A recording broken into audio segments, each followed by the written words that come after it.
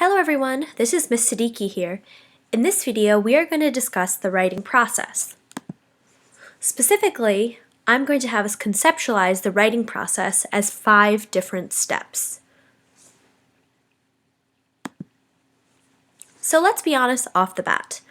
Writing is hard, but that doesn't mean it has to be unpleasant. Writing actually can be incredibly fun and rewarding if you are able to break it up into manageable steps and really commit to the idea that it's going to take a long time.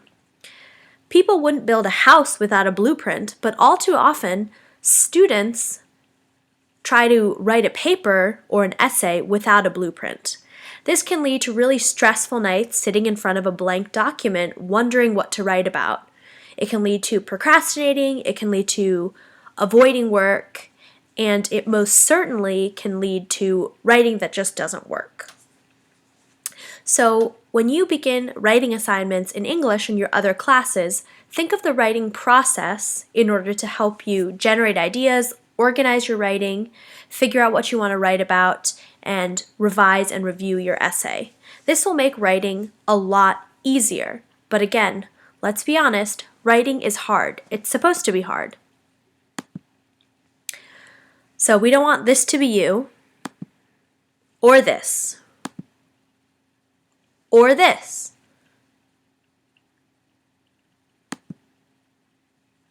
And definitely not this, being at a tech school.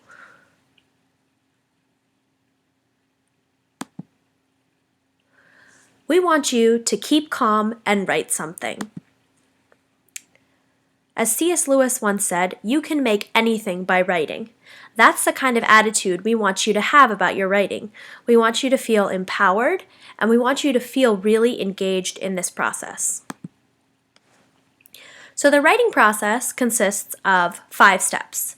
On this slide, I've got 4 of them listed because the last step is publishing, which we will do when you turn in a final copy, but I really want you to get into your head this idea that writing is never done. Even when books are printed, when newspaper articles are printed, there's always room for improvement.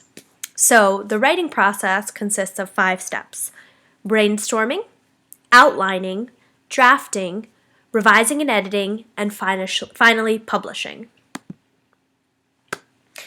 So pre-writing or brainstorming is getting your ideas down on a piece of paper.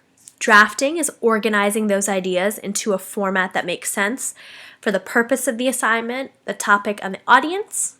Revising means improving upon the order and the examples and the style and the tone of your writing. Editing is fixing errors that take away from the quality of your writing. And then finally, publishing is having the finished product ready for all to see. So let's talk more about brainstorming. Brainstorming is when you figure out your topic. And in brainstorming, you can't think of any idea as a bad one. All ideas are valid because they can build upon each other. So in class, when we have writing assignments, we'll be using different brainstorming exercises to help you generate ideas. In brainstorming, you really want to write down everything that comes to mind, and then eventually you will sift through those ideas to figure out which ones are the most meaningful and the most useful for the task that you have. Then is outlining. Don't start any essays without outlining. It'll really, really help. Outlines are basically ways to help you arrange ideas into an order. An outline is the blueprint for an essay. You wouldn't build a house without a blueprint, so you shouldn't write an essay without a blueprint. It tells you what goes where in the essay when you begin to write, which makes it easier for you to write and kind of helps you avoid that blank paper syndrome where you're thinking, what should I write first? The outline helps you, and when you're writing, you don't necessarily have to go in order if you have an outline laid out. That allows you to kind of say, okay, I want to write this paragraph right now because that's where my ideas are flowing, and then go back to another part of the outline that told you to write about another idea. So the outline kind of helps you in terms of if you don't think in sequence when you're writing, it kind of helps you to do that.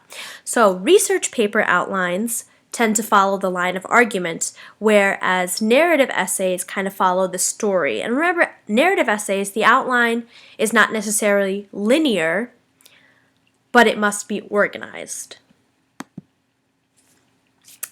Then here's the fun part, and probably the toughest part, drafting. This is where you actually write the essay.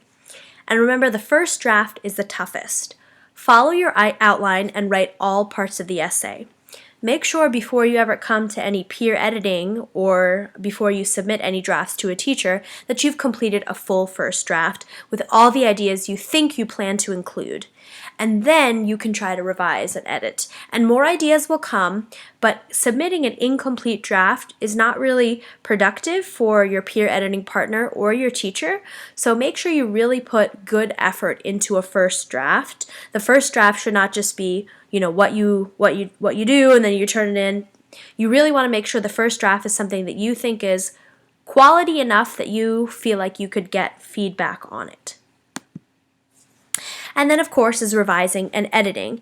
And this process is not just for you, it will engage your peers and your teacher. And when we do revising and editing, we'll be looking at 5 different categories typically. We'll be looking at focus, content, organization, style, and conventions. So focus refers to, does your essay follow one topic or one idea or one story, right? Or are you all over the place? Content refers to the ideas that you have in there. Are they solid? Are they well explained? Organization is, are your ideas in the right order? Style is the language that you are using and the sentence structure you are using. Does it make sense? Does it have flow? Are there transitions? And then finally, conventions is the grammar piece and also the formatting piece that we'll be looking at when you're composing essays for English. So that's what we'll be looking at in the revising and editing process. And remember, revising and editing is a collaborative piece between you, your peers, and your teacher. So, writing always has a purpose and an intended audience. And when you engage with the steps of the writing process, you want to keep in mind always the task, purpose, and audience. During the outline or drafting phase, consistently remind yourself of the goal and readers of your writing. So remember, narrative writing is for entertaining or for telling or for showing. Persuasive writing is to convince or persuade an audience. And then expository is to inform the audience of something. So keeping in mind the task, purpose, and audience will help you to kind of refine the writing as you are drafting. And then obviously it will help you in the eventual revising and editing process. So, to remind you, the writing process. Begin with brainstorming. Outline. Always, always, always outline. It will make your life easier. It will help you to kind of break down this daunting essay task and make it much easier for you. Drafting. The funnest but probably the toughest part of the writing process, right? It's where you actually sit down and write and get those awesome ideas out there. And then finally, revising and editing, the collaborative piece with you and peers and teachers, all looking towards making your writing better in terms of focus, content, organization, style, and conventions. And then finally, publishing. So remember, if a story is in you, it has got to come out. And the best way for that story to come out is for you to engage with the writing process. Thanks for watching.